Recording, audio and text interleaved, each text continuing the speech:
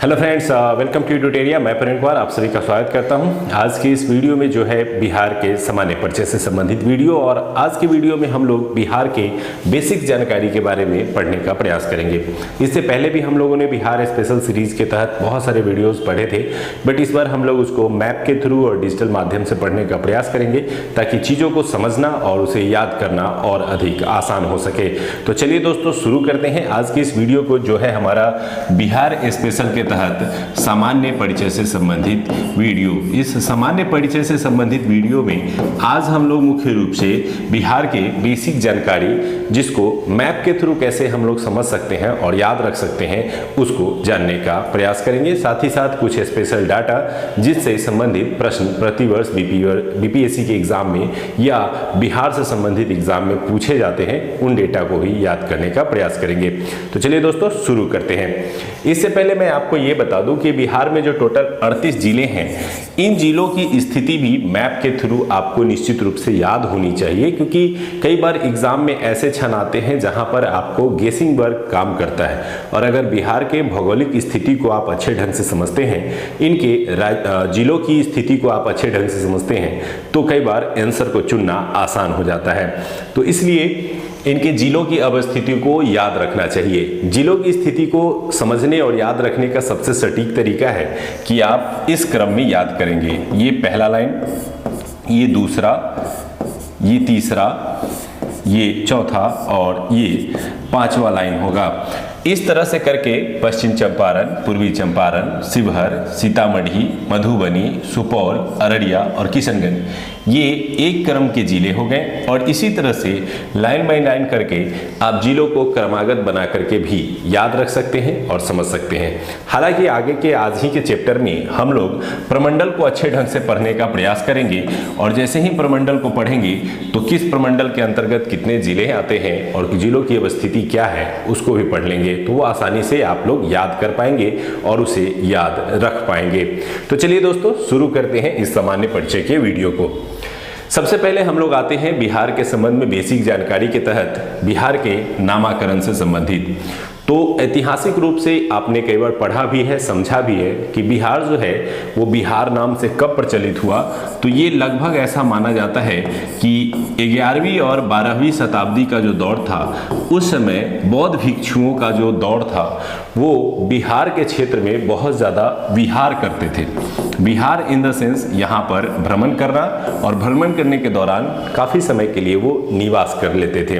तो ये जो बिहार में भ्रमण करने का जो एक अवसर था उसे विहार कहा जाता था, और यह शब्द इतना ज़्यादा प्रयोग होने लगा, इसीलिए इस विहार का तात्पर्य बिहार के रूप में लिया जाने लगा और बिहार राज्य का नाम बिहार पड़ा। तो 11वीं और 12वीं शताब्दी का वो दौर जिस दौरान बिहार का नामकरण हुआ। इसके अलावा अगर बात करें इसके भौगोलिक अवस्थिति की, तो इसके भौगोलिक अवस्थिति को समझने के लिए आप भारत के मैप को देख सकते हैं। भारत के मैप में बिहार की जो अवस्थिति है वो यहाँ है, जो कि भारत की अवस्थिति उत्तर और पूर्वी क्षेत्र को दर्शाता है। यानी भारत के उत्तर पूर्वी भाग में बिहार स्थित है, जिसकी जो संरचना है वो चतुष्कोणीय है, यानी 4 भुजाओं वाला एक चतुर्भुज के समान देखने को मिलता है। तो कई बार ये भी क्वेश्चन बन सकता है। इसके भौगोलिक स्थिति के बारे में ग्लोब पर क्या है, आइए अब उसको हम लोग समझने का प्रयास करते हैं। ग्लोब पर अगर बात करें तो जो बिहार हमने अभी देखा, अभी जो बिहार के मानचित्र को हमने देखा, अगर ग्लोब में देखेंगे तो यहाँ से आने वाली रेखाओं को हम लोग देशांतर रेखा कहेंगे, और इस प्रकार की रेखाओं को हम लोग अक्षांश रेखा कहेंगे। और यही अक्षांश रेखाओं में बिहार बटा हुआ है, और इस प्रकार के देशांतर रेखाओं में बिहार बटा हुआ है। तो बिहार की भौगोलिक स्थिति ग्लोब पर कैसी है, आइए उसको जानने का प्रयास करते हैं। ग्लोब पर अगर बात करें तो ग्लोब की जो भौगोलिक संरचना होती है वो कुछ इस प्रकार से होती है, जिस पर देशांतर रेखाओं एवं अक्षांश रेखाओं की संरचना जो है वो काल्पनिक रूप से की गई है। इसी काल्पनिक रेखाओं के बीच में मैंने अभी बताया कि भारत के उत्तर पूर्वी भाग में बिहार स्थित है, लेकिन ग्लोब पर अगर बात करें तो भारत पूरी तरह से यहाँ पर स्थित है, जो कि पूरी तरह से पूर्वी देशांतर और उत्तरी अक्षांशों के बीच पाया जाता है। तो जैसे ही उत्तरी अक्षांशों के बीच पाया जाएगा तो पूरा का पूरा जो अक्षांश होगा वो उत्तर होगा, और पूरा का पूरा देशांतर जो होगा वो पूरब होगा। उसी क्रम में अगर बिहार का हम अक्षांश और देशांतर स्थिति ढूंढेंगे तो बिहार भारत के अंतर का ही एक क्षेत्र है, जिसके कारण इसका जो अगर हम अक्षांशीय विस्तार देखने का प्रयास करेंगे तो नीचे इसका जो सबसे निचला लाइन है वो 24 डिग्री 20 मिनट और 10 सेकेंड है, यानी 24 डिग्री 20 मिनट 10 सेकेंड से लेकर के बिहार का जो ऊपरी सीमा है वो 27 डिग्री 31 मिनट और 15 सेकेंड है। और ये हम क्या इसको कहेंगे तो नॉर्थ। नॉर्थ क्यों कहेंगे? क्योंकि मैंने बताया कि भारत की ही ग्लोब पर भौगोलिक स्थिति पूरी तरह से उत्तर में है, जिसके कारण बिहार की भौगोलिक स्थिति भी पूरी तरह से उत्तर में ही होगी। बिहार की भौगोलिक स्थिति में 24 डिग्री नॉर्थ से लेकर के 27 डिग्री नॉर्थ के बीच बिहार अक्षांशों के मध्य स्थित है। अब ये जो स्थिति होगी ये कैसी स्थिति होगी? अगर हम ग्लोब के बारे में, ज्योग्राफी के बारे में पढ़ते हैं तो पाते हैं कि विषुवत रेखा पे जो देश होगा वहाँ बहुत ज़्यादा गर्मी होगी, और जैसे जैसे हम ऊपर की ओर जाएंगे गर्मी कम होगी। तो यानी उष्णकटिबंधीय क्षेत्रों का जो अंतिम छोर होगा वहीं पे क्या है? बिहार है। तो यानी बिहार एक गर्म प्रदेश इसीलिए है क्योंकि यह उष्णकटिबंधीय जलवायु के एकदम समीप और उसके पास स्थित है। यानी बिहार के जस्ट नीचे से 23.5 डिग्री यानी कर्क रेखा गुजरती है। तो यही स्थिति है जिसके कारण बिहार का जो भौगोलिक स्थिति है या जलवायु है उसको निर्धारित करने में ये अक्षांश रेखाओं की सबसे महत्वपूर्ण भूमिका मानी जाती है। देशांतरीय विस्तार की बात कर लें तो देशांतर यहाँ से स्टार्ट होता है, और यह देशांतर जब स्टार्ट होता है तो 83 डिग्री 19 मिनट और 50 सेकेंड से लेकर के ये 50 सेकेंड क्या होगा? ईस्ट यानी पूर्वी देशांतर। तो 83 डिग्री 19 मिनट 50 सेकेंड से लेकर के 88 डिग्री 17 मिनट और 40 सेकेंड पूर्वी देशांतर के मध्य होगा। तो यानी देशांतरीय विस्तार जो है वो बिहार का कितना डिग्री? लगभग 4 डिग्री का डिफरेंस रखता है, 83-19 से लेकर के 88-17 तक। तो इस तरीके से बिहार का जो अक्षांशीय विस्तार और देशांतरीय विस्तार है उसको निश्चित रूप से आप समझ के रखेंगे, क्योंकि जब हम ज्योग्राफी के इंपॉर्टेंट पॉइंट्स आपको समझाएंगे तो बिहार के ज्योग्राफिकल जलवायु क्षेत्रों को समझने के लिए इसका अक्षांशीय और देशांतरीय विस्तार समझना बहुत जरूरी है। ये कई बार बीपीएससी या बिहार से संबंधित प्रश्नों में सीधे इसके अक्षांशीय विस्तार और देशांतरीय विस्तार के बारे में भी पूछ लिया जाता है। चलिए आगे बढ़ते हैं हम लोग। उम्मीद करते हैं कि ये पॉइंट्स आपको समझ में आ गए होंगे, साथ ही साथ याद हो गए होंगे। तो 24 से लेकर के 27 और 83 से लेकर के 88 ये है हमारा अक्षांश एवं देशांतरीय विस्तार। नेक्स्ट पॉइंट की ओर आते हैं और हम लोग अभी जानने का प्रयास करेंगे कि बिहार के चौहद्दी क्या है और चौहद्दी से जुड़े हुए पॉइंट्स जहां से प्रश्न क्या पूछे जाते हैं। तो बिहार की अगर चौहद्दी की बात करें तो उत्तर का जो क्षेत्र है, जब भी मैप बनता है तो ऊपर वाला हिस्सा इस तरह से नॉर्थ होता है। उत्तर में है नेपाल और इस नेपाल से सटे हैं बिहार के 7 जिले। तो ये हो गया हमारा नेपाल एरिया, और यहाँ जो पश्चिमी चंपारण से लेकर के किशनगंज तक पूरा का जो पूरी पट्टी है वह जो है वह हमारा बनता है नेपाल के साथ सीमा लगने वाले जिले। उसके बाद अगर बात करें पूर्व में, तो पूर्व में है हमारा पश्चिम बंगाल, और यह पश्चिम बंगाल किशनगंज जिले से लेकर के ये आता है हमारा कटिहार तक, जिसमें पूर्णिया सम्मिलित होता है। और केवल 3 जिले ऐसे हैं जो पश्चिम बंगाल से सीमा साझा करते हैं। दक्षिण में बात करें तो हम बिहार से ही अलग हुआ राज्य झारखंड है, जो कि एक पहाड़ी राज्य के रूप में उसे नवनिर्मित किया गया था, और 15 नवंबर 2000 को बिहार को विभाजित करके 2 राज्यों के रूप में स्थापित किया गया और बिहार के एक अलग हिस्से के रूप में झारखंड को स्थापित किया गया।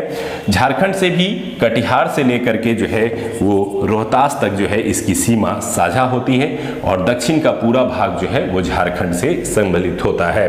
इसके अलावा पश्चिम में बात करें तो पूरा का पूरा पश्चिम जो है वो उत्तर प्रदेश से सीमा साझा करता है। पश्चिमी चंपारण से लेकर के यहाँ रोहतास तक के जो जिले हैं वो पश्चिमी चंपारण से सीमा साझा करते हैं।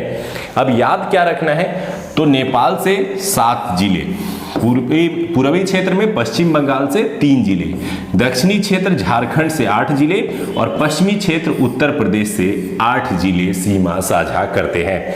अब चलिए हम लोग याद करते हैं इन जिलों को, क्योंकि कई बार ये क्वेश्चन पूछ दिया जाएगा कि निम्नलिखित जिलों में से कौन सा जिला उत्तर प्रदेश के साथ सीमा नहीं बनाता है, या क्वेश्चन ये पूछा जा सकता है कि निम्नलिखित में से कौन सा जिला नेपाल के साथ सीमा नहीं बनाता है। तो वैसे समय में आपको जिलों का नाम याद रखना बहुत महत्वपूर्ण है। इसको याद रखना बहुत ही आसान है। चलिए शुरू करते हैं इसको। थोड़ा सा मैप को बड़ा कर लेते हैं ताकि इसको याद करना जो है वो आसान हो जाएगा।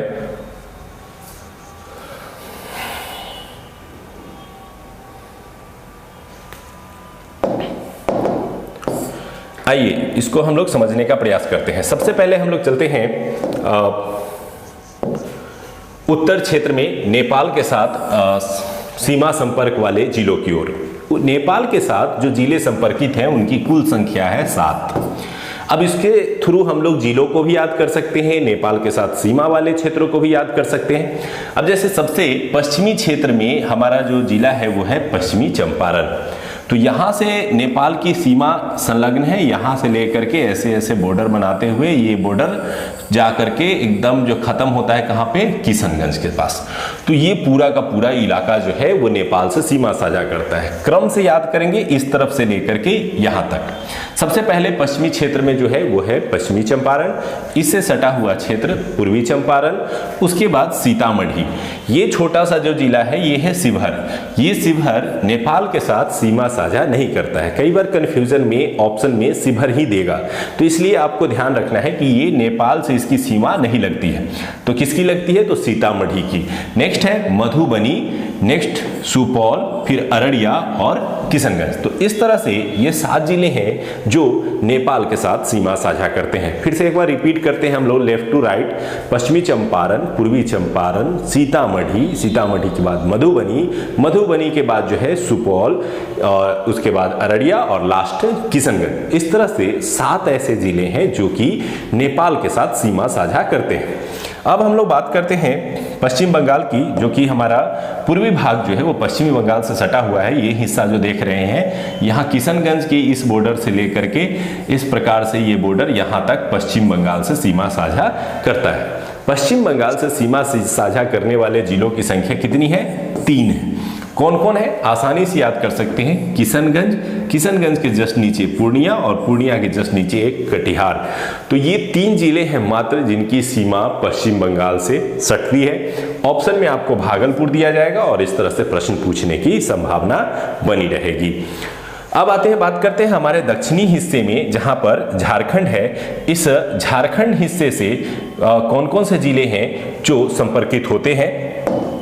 तो झारखंड जिले की ओर अगर हम लोग चलते हैं तो झारखंड से सीमा बनाने वाले जो जिले हैं वो स्टार्ट हो जाएंगे यहाँ कटिहार से, और कटिहार से लेकर के इस प्रकार से ये बढ़ते बढ़ते बढ़ते बढ़ते आ जाएंगे हमारे यहाँ पे रोहतास के पास। तो याद करेंगे यहाँ सबसे पहले कटिहार, फिर भागलपुर, फिर बांका, बांका के नीचे जमुई, जमुई के पास है नवादा, नवादा के बाद गया, गया के बाद औरंगाबाद और उसके बाद लास्ट रोहतास। और कुल जिलों की संख्या कितनी हो जाएगी, 8। ये 8 जिले हैं जो झारखंड के साथ सीमा साझा करते हैं। अब यहाँ पे एक कंफ्यूजन वाला पॉइंट ये है कि ये आप मैप में ये हिस्सा देख रहे होंगे, इस तरह से ये मैप का है कि रोहतास का हिस्सा है। कैमूर जो है वो झारखंड से सीमा साझा नहीं करता है। तो कई बार ऑप्शन में कंफ्यूजन क्रिएट करने के लिए कैमूर आपको ऑप्शन दिया जाएगा कि ये झारखंड के साथ सीमा साझा करता है। तो आइए अब इसको फिर से रिपीट कर लेते हैं। रोहतास, औरंगाबाद, गया, नवादा, जमुई और बांका, भागलपुर और कटिहार, ये 8 जिले हैं जो झारखंड के साथ सीमा साझा करते हैं। अब बात करते हैं हम लोग उत्तर प्रदेश की। उत्तर प्रदेश जो कि बिहार के पश्चिमी क्षेत्र का सीमा साझा करता है और इसके साथ सीमा साझा करने वाले जिलों की संख्या भी है 8। कौन कौन से जिले हैं, आइए शुरू करते हैं ऊपर से नीचे की ओर।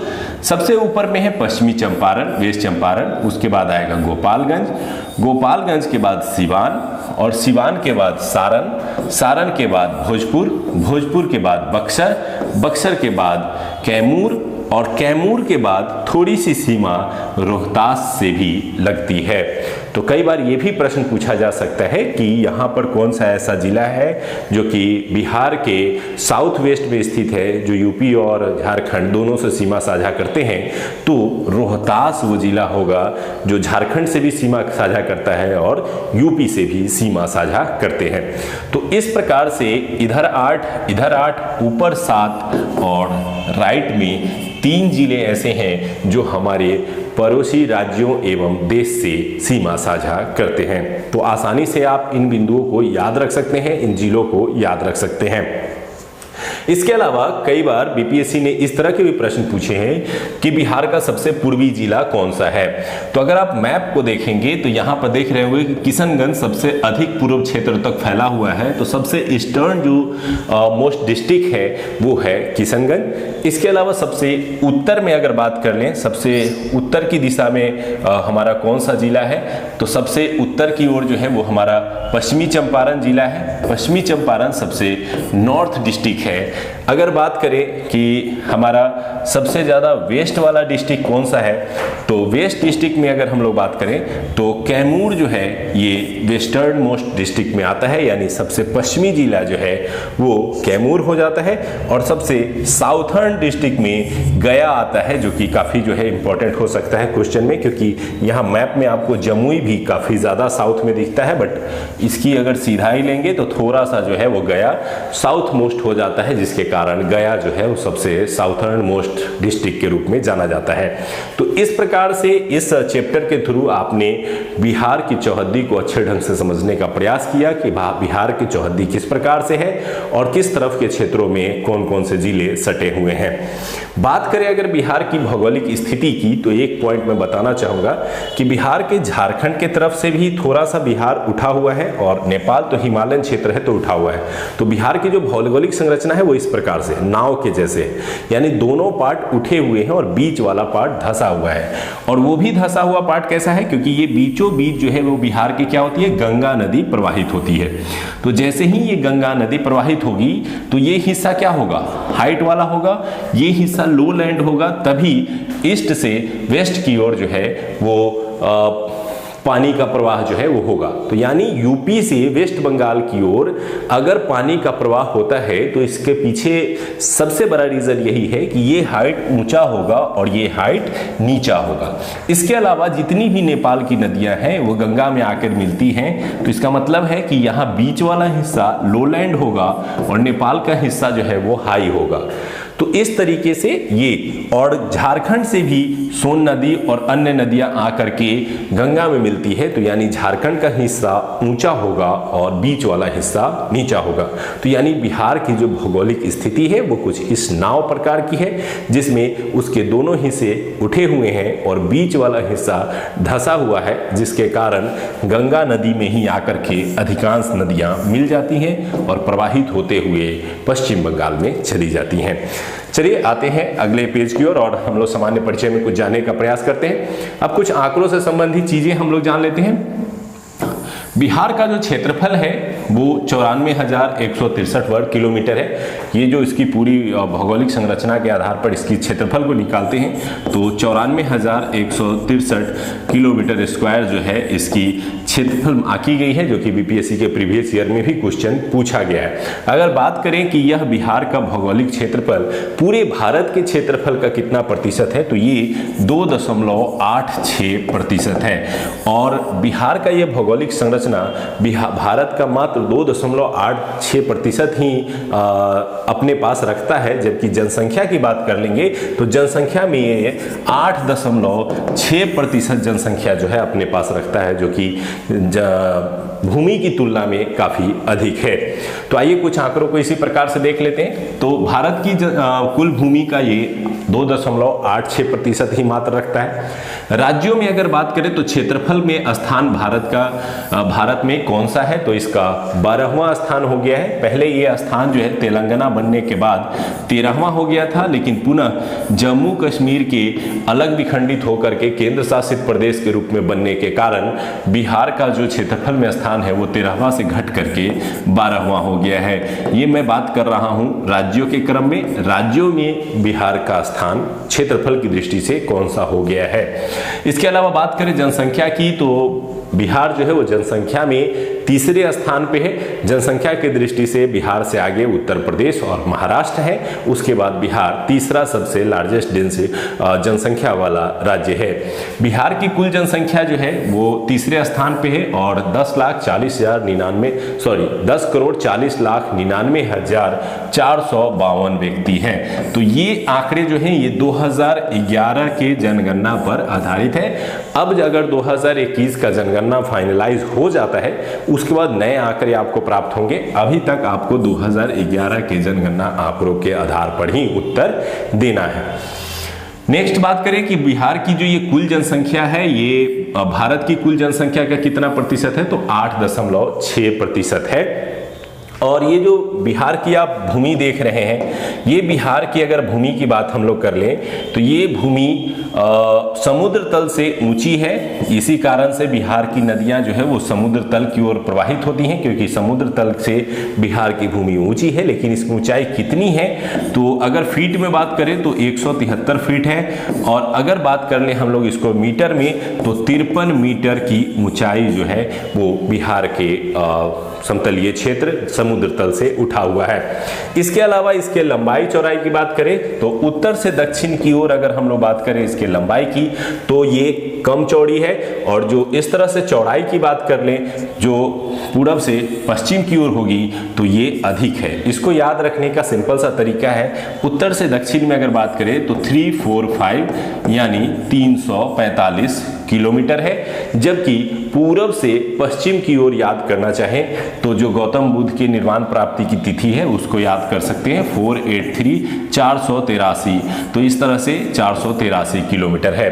तो अगर आपसे पूछा जाए कि बिहार की भौगोलिक संरचना में उत्तर से दक्षिण की लंबाई अधिक है या पूरब से पश्चिम की अधिक है, या इसके आंकड़ों को पूछ लिया जाए डायरेक्टली, आप आसानी से बताने की स्थिति में होने चाहिए। तो उम्मीद करते हैं कि ये दोनों ही पॉइंट आपको याद हो गए होंगे। चलिए अब आते हैं कुछ नए और अनोखे डेट्स और आंकड़ों के पास जहां से प्रश्न निश्चित रूप से हर बार पूछे जाते हैं। आते हैं बिहार से संबंधित प्रमुख दिवस की ओर, जो दिवस निश्चित रूप से प्रश्नों की श्रृंखला में शामिल होते हैं। बिहार से संबंधित कुछ डेट बहुत फेमस है। सबसे पहला डेट जो फेमस है वो है 12 दिसंबर 1911। 12 दिसंबर 1911 को दिल्ली में एक शाही दरबार का आयोजन किया गया था। इस शाही दरबार के मुख्य अतिथि थे जॉर्ज पंचम। और इसी शाही दरबार के दौरान जो है ये घोषणा की गई थी कि 1905 का जो बंगाल विभाजन है उसको रद्द किया जाता है तथा बिहार को बंगाल से पृथक करके एक राज्य बनाया जाएगा। इसी शाही दरबार में ये घोषणा हुई थी, जिसके कारण इस दरबार से संबंधित प्रश्न बीपीएससी या बिहार से संबंधित एग्जाम में निश्चित रूप से पूछे जाते हैं। उसके बाद क्या हुआ, जब 1911 में ये घोषणा हो गई तो 22 मार्च 1912 को इससे संबंधित अधिसूचना या घोषणा जारी कर दी गई। अब जैसे ही ये घोषणा जारी हुई, यही कारण है कि 22 मार्च की जो तिथि है इस दिन पूरे बिहार में बिहार दिवस के रूप में मनाया जाता है। तो बिहार दिवस कब मनाया जाता है ये भी इम्पोर्टेंट है, और क्यों मनाया जाता है तो इसके पीछे रीजन यही है कि 1911 के शाही दरबार के घोषणाओं के आधार पर 22 मार्च 1912 को एक अधिसूचना जारी हुई, जिसके तहत बिहार, जो कि उड़ीसा के संयुक्त रूप से उस समय एक प्रांत के रूप में स्थापित हुआ। उस समय बिहार केवल अकेला राज्य नहीं था, बल्कि बिहार के साथ झारखंड और इसके नीचे ओडिशा ये भी सम्मिलित थे। तो ओडिशा और झारखंड को सम्मिलित रूप से एक राज्य के रूप में उद्घोषित किया गया 22 मार्च 1912 को। नेक्स्ट डेट आता है 1 अप्रैल 1912। ये भी डेट बहुत ही महत्वपूर्ण है, क्योंकि जो घोषणा 22 मार्च 1912 को की गई थी उस दिन इसे लागू कर दिया गया और बिहार को एक प्रांत के रूप में गठित किया गया। इस समय ये सभी उसके साथ राज्य के रूप में गठित हुए थे, यानी बिहार अकेला राज्य नहीं था। उस समय बिहार झारखंड और ओडिशा को सम्मिलित करते हुए राज्य बना था। लेकिन आप समझ सकते हैं कि ओडिशा में ओडिया भाषा चलती है और बिहार के क्षेत्रों में बिहार की स्थानीय भाषाओं भोजपुरी और अन्य भाषाओं की प्रचलता थी। नतीजतन एक संघर्ष का दौर फिर से शुरू हो गया और अलग राज्य बनाने की मांग उठने लगी। परिणाम स्वरूप इसके कई सालों बाद 1 अप्रैल 1936 को फिर से एक विभाजन हुआ और ओडिशा, जो कि ओडिया भाषा बहुल क्षेत्र था, इसे अलग कर दिया गया और बिहार और झारखंड एक साथ राज्य रह गए और ओडिशा को एक पृथक राज्य के रूप में स्थापित किया गया। तो यानी आपको ये 4 डेट अभी तक याद हो गए होंगे। 12 दिसंबर 1911, इसके अलावा 22 मार्च 1912, 1 अप्रैल 1912 और 1 अप्रैल 1936। इन सभी परिस्थितियों के बाद पुनः उसके बाद क्या हुआ कि देश आज़ाद हो गया। आज़ाद होने के बाद राज्यों का निर्माण हुआ और राज्यों के निर्माण के क्रम में एक समय आया 1956, जिसमें राज्य पुनर्गठन का समय आ गया। राज्य पुनर्गठन आयोग के अनुशंसाओं के आधार पर राज्यों का गठन फिर से हुआ। इस क्रम में बिहार और झारखंड एक सम्मिलित रूप से एक प्रांत बने, लेकिन बिहार को अपने किशनगंज क्षेत्र के कुछ जिले सौंपने पड़े पश्चिम बंगाल को। इसके अलावा धनबाद क्षेत्र जो कि झारखंड में थे, वहां के भी कुछ हिस्सों को झारखंड को पश्चिम बंगाल को सौंपना पड़ा, क्योंकि वो पश्चिम बंगाल के समुदाय विशेष के लोगों से बने हुए थे। ऐसे में इस समय कुछ तोड़ नाड़ करने के बाद एक बिहार प्रांत के रूप में 1956 में जो है गठित हो गया स्वतंत्रता के बाद, और ये लंबे समय तक इसी रूप में चलता रहा। फिर एक अंतिम विभाजन का दौर आया 15 नवंबर 2000। 15 नवंबर 2000 को बिहार का अंतिम विभाजन हुआ और झारखंड राज्य का निर्माण हुआ, जो कि बिहार के लगभग 46% भूमि को अपने पास रखता है और बचे हुए 54% भूमि के साथ बिहार राज्य रह गया। तो इस प्रकार से बिहार का अंतिम विभाजन कब हुआ था? तो 15 नवंबर 2000 को, जिस दौरान एक अलग राज्य का निर्माण किया गया जिसे झारखंड राज्य के रूप में हम लोग जानते हैं। तो ये थे बिहार के प्रमुख दिवस से संबंधित। बात करें ब्रिटिश काल की और बिहार के स्थापना के रूप में, तो ब्रिटिश काल में बिहार राज्य के रूप में दर्जा दिलाने के क्रम में सच्चिदानंद सिन्हा को विशेष रूप से जाना जाता है। उन्हीं के प्रयत्नों के परिणाम स्वरूप जो है बंगाल से अलग बिहार को अपनी एक पहचान मिली थी, इसीलिए उन्हें जो है बिहार के संस्थापक के रूप में या बिहार के निर्माता के रूप में जाना जाता है। इस क्रम में महेश नारायण द्वारा उनका काफी योगदान रहा। महेश नारायण ने 1894 में जो है एक समाचार पत्र निकाला, बिहार टाइम्स, जिसके सहयोग से उन्होंने जो है मुख्य रूप से पृथक बिहार के निर्माण को मजबूती दी और फाइनली जाकर के जो है ये दिसंबर 1911 के शाही दरबार जो आयोजित हुआ उसमें ये घोषणाएं हुई कि अलग बिहार राज्य का निर्माण होगा। तो इस प्रकार से ये कुछ प्रमुख डेट और इंपॉर्टेंट पॉइंट्स थे जो कि आपको याद रखने हैं। इसके अलावा वर्तमान बिहार राज्य की स्थिति क्या है, उससे जुड़े हुए कुछ आंकड़े हमारे पास हैं जिसको हम लोग पढ़ लेते हैं। बिहार में कुल जिले वर्तमान में 38 है और सबसे लेटेस्ट जिला जो है वो जहानाबाद से अलग अरवल जिला बना, जो कि सबसे लेटेस्ट 38वां जिला है। इसको भी आप याद रख सकते हैं। इसके अलावा 38 जिलों में अनुमंडल हैं और सभी अनुमंडलों की कुल संख्या 101 है, जिसे निश्चित रूप से आप याद रखेंगे। अनुमंडलों का विभाजन जो है वो प्रखंड एवं अंचल के रूप में किया गया है और इन दोनों की संख्या जो है वो कुल 534 है। इसके अलावा ये सारे जो जिले अनुमंडल प्रखंड हैं ये पूरे प्रमंडलों के अंतर्गत आते हैं और कुल प्रमंडलों की संख्या कितनी है? तो वो 9 है। ये मैंने प्रमंडल लास्ट में इसलिए बताया क्योंकि अब हम लोग प्रमंडल को डिस्कस करेंगे और प्रमंडल में आने वाले जिलों को याद कर लेंगे। तो उम्मीद करते हैं कि ये प्रमुख डेट्स जो है वो आपको याद हो गए होंगे। चलिए अगले टॉपिक की ओर आते हैं और हम लोग बात करते हैं प्रमंडल की, जो कि बिहार में 9 प्रमंडल है। अगर हम बिहार के इस मैप को देखेंगे तो यहाँ पे हम लोग देख पाएंगे कि बिहार के मैप में यहाँ पर गंगा नदी यूपी से आकर के और बिहार को 2 भागों में विभाजित करते हुए वेस्ट बंगाल पश्चिम बंगाल की ओर चली जाती है। इस क्रम में उत्तर बिहार में 5 प्रमंडल है और दक्षिण बिहार में 4 प्रमंडल है। तो आसानी से हम लोग कैसे इसको याद रख सकते हैं, किस प्रमंडल के अंतर्गत कितने जिले हैं उसको कैसे याद रख सकते हैं, आइए इसको मैप से समझेंगे। मैप से समझने से पहले इन आंकड़ों को थोड़ा सा देख लीजिए ताकि आपको मैप पे समझना आसान हो जाए। उत्तर बिहार में जो जिले हैं वो यहाँ तक हमारे हैं। सारण जो सबसे पहला प्रमंडल है, दूसरा जो है वो तिरहुत प्रमंडल है जिसमें 6 जिले सम्मिलित हैं। दरभंगा प्रमंडल में 3 जिले, कोसी प्रमंडल में 3 जिले और पूर्णिया प्रमंडल में 4 जिले सम्मिलित हैं। इसके अलावा जो दक्षिण बिहार के 4 प्रमंडल हैं उसमें मगध है जिसमें 5 जिले, इसके अलावा पटना जिसमें 6 जिले, मुंगेर जिसमें 6 जिले और भागलपुर जिसमें मात्र 2 जिले सम्मिलित हैं। तो ये कौन कौन से जिले हैं, ये नाम के थ्रू तो आपने देखा भी होगा, पढ़ा भी होगा। आइए अब इसको हम लोग थोड़ा सा मैप के थ्रू देखते हैं कि कैसे इसको याद रख सकते हैं।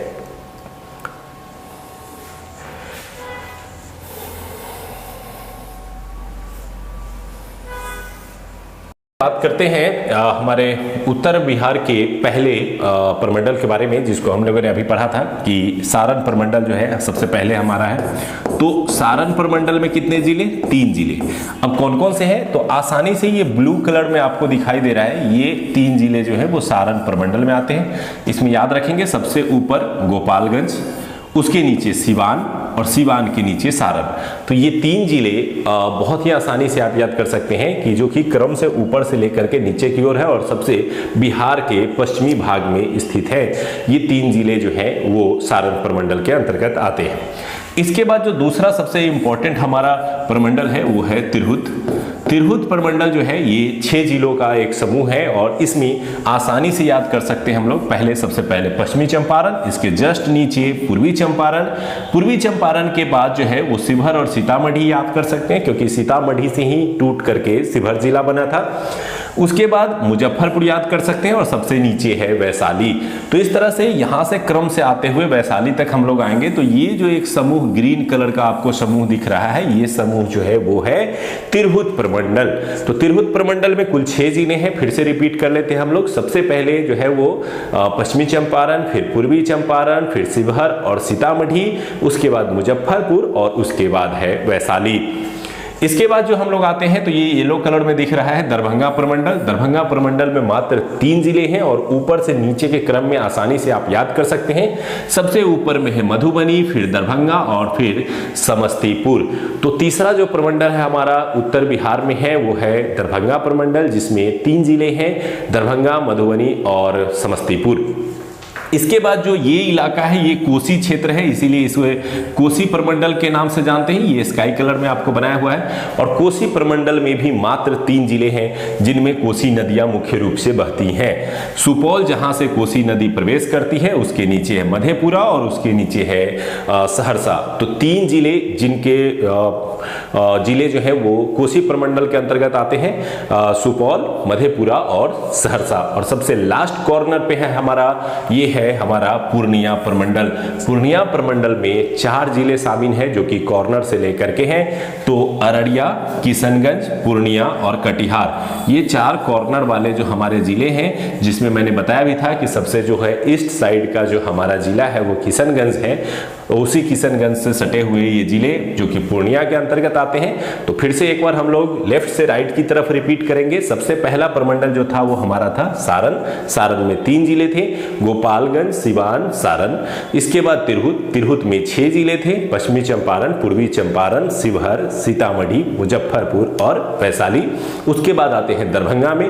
दरभंगा 3 जिलों का समूह था, ऊपर में मधुबनी, फिर दरभंगा और फिर समस्तीपुर। देन उसके बाद हम लोग आते हैं कोसी प्रमंडल में, ऊपर में सुपौल, सुपौल के नीचे मधेपुरा और मधेपुरा के नीचे सहरसा। एंड देन लास्ट जिसमें 4 हैं जो कि पूर्णिया के अंतर्गत आते हैं, किशनगंज, अररिया, पूर्णिया और कटिहार। तो उम्मीद करते हैं कि ये जो सेगमेंट था जिसमें आपको मुख्य रूप से 5 प्रमंडल पढ़ने थे जो कि उत्तर बिहार के थे। अब हम लोग दक्षिण बिहार की ओर आएंगे और इस गंगा नदी के नीचे के प्रमंडल को पढ़ने का प्रयास करेंगे। सबसे पहले हम लोग लेफ्ट साइड से आते हैं जो कि हमारा है पटना प्रमंडल। पटना प्रमंडल में 6 जिले हैं और इसको हम लोग यहाँ से स्टार्ट करेंगे। रोहतास, रोहतास के बाद कैमूर, कैमूर के बाद बक्सर, भोजपुर, पटना और नालंदा। तो 4 इस कॉर्नर के जिले पहले याद कर ले और उसके बाद 2 ऐड कर ले, पटना और नालंदा। तो 4 कौन से हैं इस कॉर्नर के जिले? रोहतास, कैमूर, बक्सर और भोजपुर। इसके अलावा 2 जिले ऐड करने हैं, पटना और नालंदा। तो आसानी से याद कर सकते हैं कि पटना प्रमंडल के अंतर्गत 6 जिले हैं और ये 6 जिले रेड कलर से आपको दिखाए जा रहे हैं। पिंक कलर में आते हैं, ये है हमारा मगध का प्रमंडल, मगध प्रमंडल, जो कि काफी मगध साम्राज्य के नाम से भी बिहार पहले विख्यात था, इसी मगध प्रमंडल के रूप में। तो आइए यहाँ पे देखते हैं कौन कौन है इसमें, आसानी से याद हो सकता है। सबसे पहले नीचे के 3 जिले याद करेंगे, औरंगाबाद, गया और नवादा। इसके अलावा 2 जिले जो कि सबसे लास्ट में बटे हैं, जिसमें जहानाबाद को टूट करके अरवल बनाया गया, तो इस तरह से वो 2 जिले इसमें शामिल कर देंगे, तो 5 जिलों का समूह जो है वो है मगध प्रमंडल, और बहुत ही आसानी से आप याद कर सकते हैं। तो चलिए फिर से रिपीट कर देता हूं मैं, औरंगाबाद, गया और नवादा, उसके बाद 2 जिले जहानाबाद और अरवल। अब इतना याद करने के बाद हम जो चलेंगे इधर, तो इसको मुंगेर को पहले नहीं याद करेंगे, सबसे पहले याद करेंगे हम ये वाला भागलपुर। भागलपुर प्रमंडल में मात्र 2 जिले हैं। अब मात्र 2 जिले कौन सा, एक तो भागलपुर और दूसरा बांका, तो बहुत आसानी से याद हो गया। तो नीचे के 3 हमने जब याद कर लिए, पटना, मगध और भागलपुर, तो अब हमारा एक क्या बच गया, बच गया मुंगेर। अब जितने भी जिले जो हमने नहीं पढ़े कहीं, वो सब किस में जाएंगे, वो जाएंगे मुंगेर में, जिसमें जिलों की संख्या हो जाती है 6। तो आइए इसमें हम लोग आसानी से देख लेते हैं कि यहाँ कौन कौन से हैं। सबसे लास्ट है साउथ की, उधर से देखेंगे हम लोग तो जमुई है, जमुई के ऊपर है शेखपुरा, लखीसराय, मुंगेर खुद, इसके अलावा बेगूसराय और खगड़िया। इस तरह से ये जो 6 जिले हैं, ये 6 जिले मिलकर के मुंगेर प्रमंडल का निर्माण करते हैं। तो उम्मीद करते हैं कि इस मैप के माध्यम से अभी तक आपने जो भी पढ़ा वो सभी याद हो गए होंगे। अब अगर हम लोग आते हैं और इस तरफ इस लिस्ट को देखने का प्रयास करते हैं, तो आशा करते हैं कि आपको पूरा याद हो गया होगा और आपको मैप भी दिखाई देगा आप पढ़ते समय। तो चलिए सबसे पहले देखते हैं सारण। सारण में 3 जिले थे, पहला गोपालगंज, दूसरा सारण, तीसरा सीवान। दूसरा जो नेक्स्ट था वो था तिरहुत प्रमंडल, 6 जिले थे, 6 जिले ऊपर से नीचे की ओर, पश्चिमी चंपारण, पूर्वी चंपारण, शिवहर, सीतामढ़ी, मुजफ्फर और वैशाली। इसके अलावा दरभंगा, दरभंगा में 3 जिले, मधुबनी, दरभंगा और समस्तीपुर। इसके अलावा कोसी, कोसी में 3 जिले, बहुत ही आसानी से याद कर सकते थे, ऊपर में सुपौल से स्टार्ट होता है, मधेपुरा और फिर सहरसा। इसके बाद हम लोग पूर्णिया में गए, पूर्णिया में 4 जिले थे, ऊपर और कॉर्नर से स्टार्ट करेंगे तो किशनगंज, अररिया, पूर्णिया और कटिहार। इसके अलावा अगर हम दक्षिण में आते हैं तो पटना में अगर हम आते हैं तो 6 जिले थे, सबसे पहले कॉर्नर वाले 4 जिले, जिसमें रोहतास, कैमूर, भोजपुर, बक्सर, 2 जिले उसमें और ऐड कर देंगे, पटना और नालंदा। इसके अलावा मगध में अगर चलेंगे तो 5 जिले थे, नीचे से 3 हम लोगों को देखना है, औरंगाबाद, गया और नवादा, उसमें 2 जिले ऐड करेंगे जो सबसे लास्ट में टूटे हैं, जो जहानाबाद और अरवल।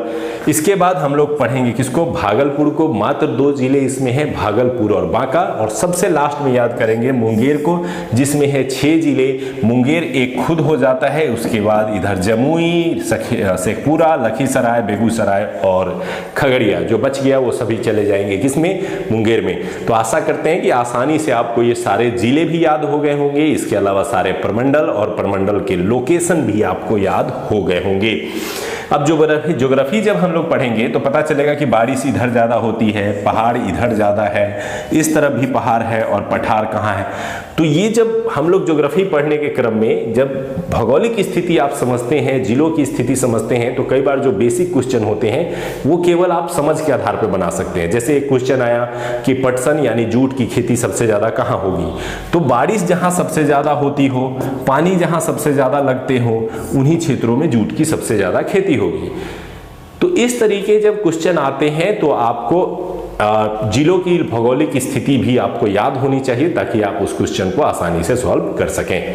चलिए अब आते हैं लास्ट पेज की ओर, और लास्ट पेज में हम लोग पढ़ेंगे बिहार से संबंधित प्रमुख राजकीय प्रतीकों को, जो कि बिहार के द्वारा घोषित किए गए हैं। जो पहले प्रतीक थे उनमें कई बदलाव किए गए, जिसके कारण नए प्रतीकों से संबंधित प्रश्न पूछे जाने की संभावना बन सकती है। सबसे पहला है राजकीय चिन्ह, जो बिहार के द्वारा अपनाया गया है। तो बोधि वृक्ष को जो है वो राजकीय चिन्ह के रूप में अपनाया गया है। इसके अलावा जो है वो राजकीय भाषा की बात करें तो पहली राजकीय भाषा जो है वो हिंदी है, और द्वितीय राजकीय भाषा के रूप में उर्दू को अपनाया गया है। ये भी कई बार क्वेश्चन में आ सकता है। इसके अलावा राजकीय पशु जो है वो बैल को बनाया गया है, जो कि सबसे मेहनतकश पशुओं में से माना जाता है। राजकीय पक्षी जो है वो गौरैया को बनाया गया है और गौरैया संरक्षण के लिए बिहार सरकार द्वारा प्रयास भी किए जा रहे हैं। इसके अलावा राजकीय वृक्ष जो है वो है पीपल, और पीपल वृक्ष को जो है राजकीय वृक्ष बनाया गया है, लेकिन राजकीय चिन्ह याद रखेंगे कि बोधि वृक्ष है, दोनों में अंतर होगा, राजकीय वृक्ष और राजकीय चिन्ह के रूप में। इसके अलावा राजकीय पुष्प की बात करें तो गेंदा जो है वो पुष्प के रूप में गेंदा को, जो कि एक सामान्य फूल है जो गांव-गांव में गली गली में भी मिल सकते हैं, तो इसीलिए इस फूल को जो है राजकीय फूल के रूप में चुना गया है। और राजकीय मछली के रूप में जो है वो मांगुर मछली को जो है चिन्हित किया गया है। तो उम्मीद करते हैं कि आज का जो हमारा सामान्य परिचय से संबंधित वीडियो था आपको पसंद आया है। पसंद आया है तो लाइक कमेंट्स करें, साथ ही साथ कमेंट सेक्शन में बताएं कि आपको ये डिजिटल प्लेटफॉर्म पे पढ़ना कैसा लगा। आपके कमेंट्स के थ्रू हम लोग आगे के डिसीजन लेंगे और कैसे वीडियोस बनाने हैं इसके बारे में भी आप लोग हमें कमेंट कर सकते हैं। बिहार स्पेशल में और क्या पढ़ना चाहते हैं ये भी आप जरूर कमेंट करें। तो धन्यवाद दोस्तों, मिलते हैं अगले वीडियो में। Thank you.